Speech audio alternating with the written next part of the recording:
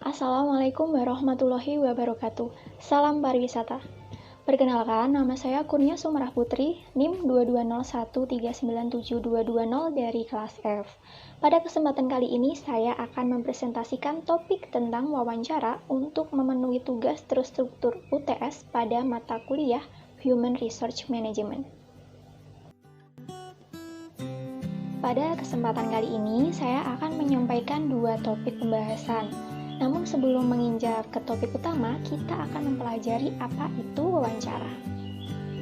Wawancara atau yang disebut sebagai interview adalah sebuah percakapan yang terjadi antara dua orang atau lebih dengan tujuan untuk memperoleh informasi melalui percakapan yang berupa pertanyaan yang diajukan oleh pihak pewawancara.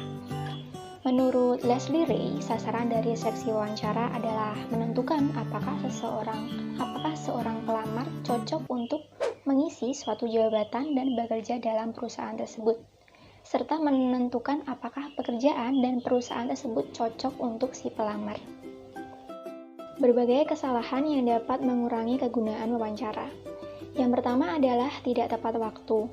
Salah satu kesalahan paling umum yang dapat merusak wawancara kerja adalah datang tidak tepat waktu.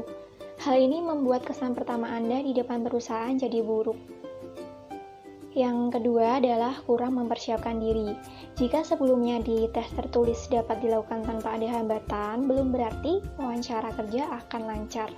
Persiapkan terlebih dahulu jawaban dari pertanyaan yang sekiranya akan muncul, pertanyaan-pertanyaan yang acap kali muncul terkait mengapa Anda memilih perusahaan atau instansi tersebut, hingga latar belakangnya. Selanjutnya adalah berpakaian kurang pantas.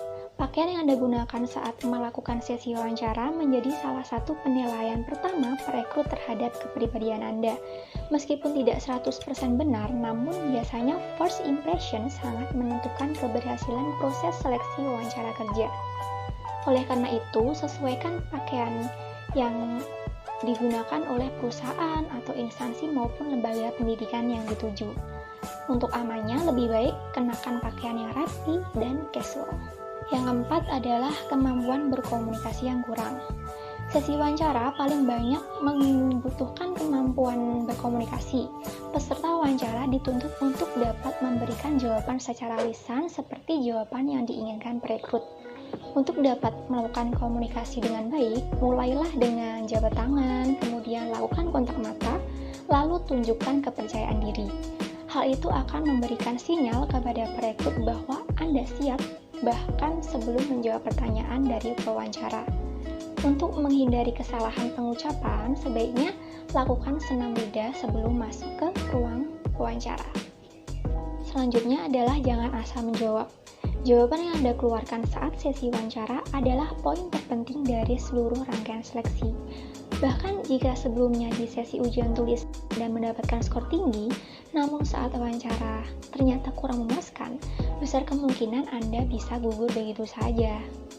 Untuk yang terakhir adalah tetap perhatikan gestur tubuh dan bicara secukupnya.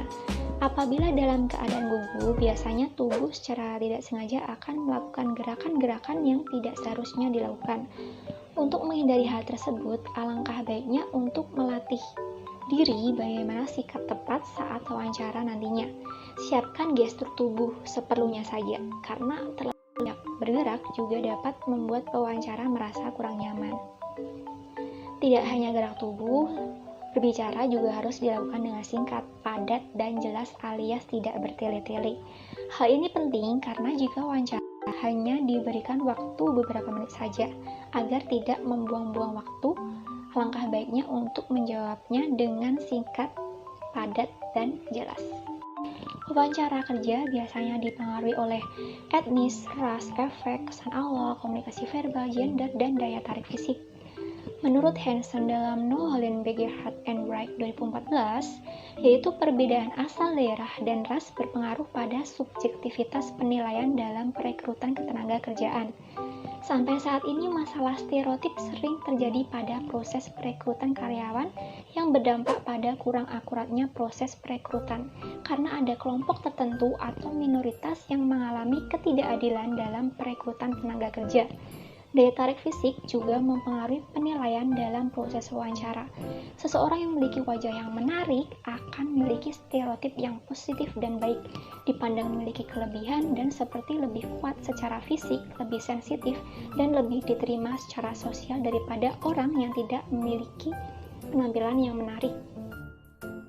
Kesimpulan yang dapat diambil dari topik pembahasan kali ini adalah sampai saat ini masalah stereotip sering terjadi pada proses perekrutan karyawan yang berdampak pada kurang akuratnya proses perekrutan karena ada kelompok tertentu atau minoritas yang mengalami ketidakadilan dalam perekrutan tenaga kerja.